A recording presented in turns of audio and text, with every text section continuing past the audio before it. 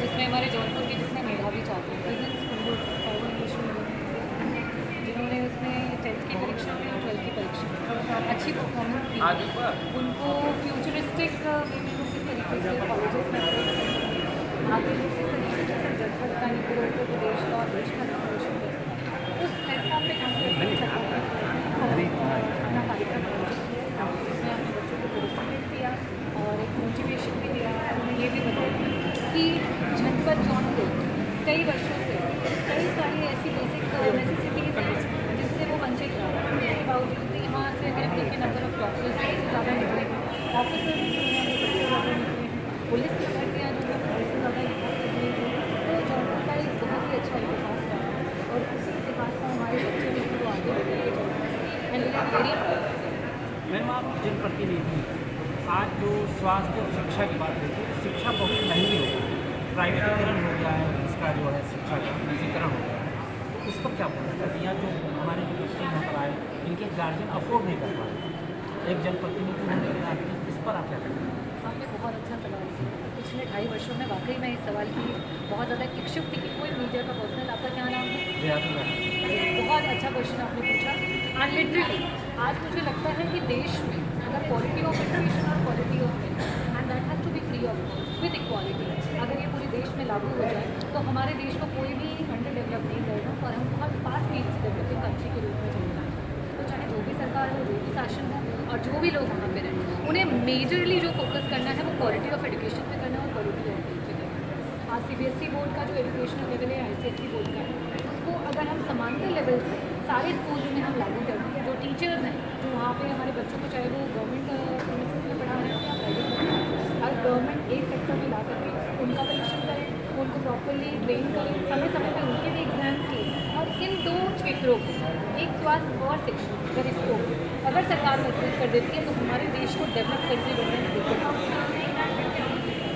CBSE board की सबसे बड़ी समस्या ये है कि 1 क्लास से लेकर 8 क्लास तक की NCERT बुक नहीं चलाई जाती स्कूलों में, ठीक है, अपनी मर्जी से चलाई जाती, विद्यालय चलाता है। तो 4 क्लास के बच्चों की 6000 की बुक पड़ती है।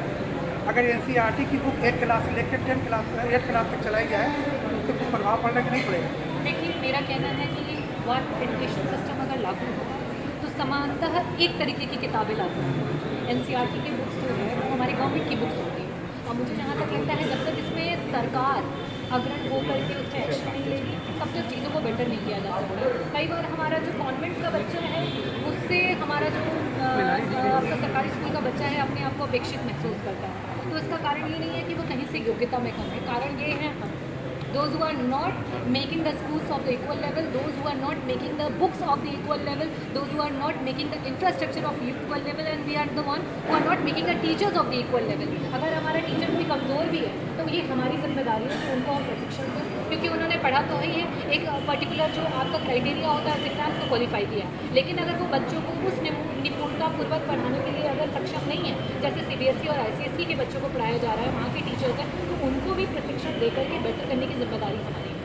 पहले इसी CBSE बोर्ड के बच्चे जो है 1 क्लास के बच्चे की दूसरी क्लास जो जाते थे उन्हीं के घर का बच्चा उसी बुक को पढ़ लेता था। आज ये परिस्थितियाँ हैं कि वो बुक बेकार हो जाती है, कोई बच्चा पढ़ ही नहीं पाता, इसका मतलब व्यवसाय बना दिया गया। बिल्कुल सही कह रहे हैं। और जब तक चिकित्सा और शिक्षा को व्यवसाय बनाया जाएगा हम इसी तरीके से परेशान रहते रहेंगे। मुझे ये अंत में यही कहना है कि जो भी सरकार है और जो भी लोग हैं, आप जनता के द्वारा चुने गए हैं और जनता के लिए चुने गए हैं, और जनता की आज बेसिक जो नीड है वो उनकी स्वास्थ्य और शिक्षा है।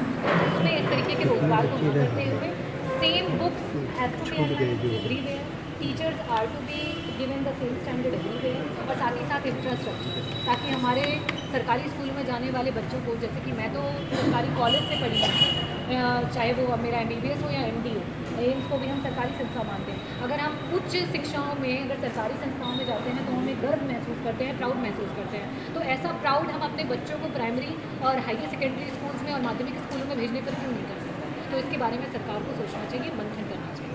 दूसरी बार यहाँ पे आके पिछले महीने आप 19 अगस्त को आई थी, और दूसरी बार आप कैसा महसूस? मुझे बहुत गर्व महसूस होता है जब भी मैं बच्चों के बीच में आती हूँ, क्योंकि वाकई मैंने बहुत अपने लाइफ में कोशिश की कि मैं भी टॉपर बन सकूँ, but I have been a very average student. हाँ, although I have been a doctor, तो मुझे बहुत गर्व महसूस होता है और मुझे ऐसा महसूस होता है कि उन बच्चों के बीच में आकर के मैंने भी अपने आप को फर्स्ट प्राइज़ सिक्योर कर लिया, या मैंने भी अपना पुराना जो लाइफ है उसको वापस से जी लिया। So it's a proud moment.